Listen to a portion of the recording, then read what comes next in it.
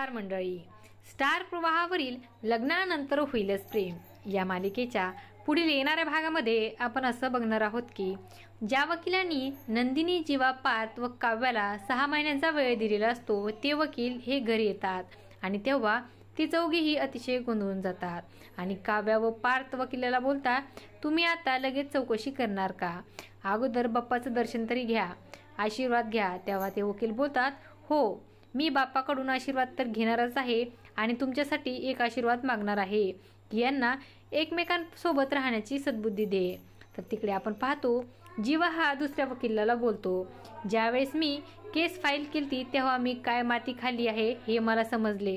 तेव्हा वकील बोलतात, मग आता ती माती खाल्लेली तुम्ही सुधारण्याचा प्रयत्न करा. तर तिकडे आपण पाहतो महिला वकील ही बाप्पाची पूजा करत असते. तेव्हा ती वकील बोलते, काव्या तू माझी ओळख करून देणार आहेस का मी स्वतः करून देऊ? तेव्हा काव्य ही काहीच बोलत नाही.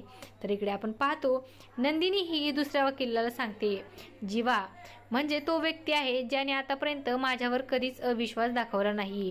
वकील बोलतो, मग जर असं असेल तर तुमचा घटस्फोटाचा निर्णय देखील तुम्ही बदला. तुम्ही एकमेकांपासून घटस्फोट घेऊ नका. आणि तेव्हा नंदिनी देखील विचारामध्ये पडते.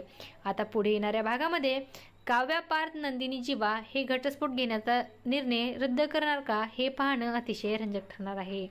अशाच मालिकांच्या नवनवीन अपडेट्स पाहण्यासाठी आपल्या चॅनलला सबस्क्राईब करा आणि व्हिडिओ आवडला असेल तर लाईक आणि शेअर करायला विसरू नका.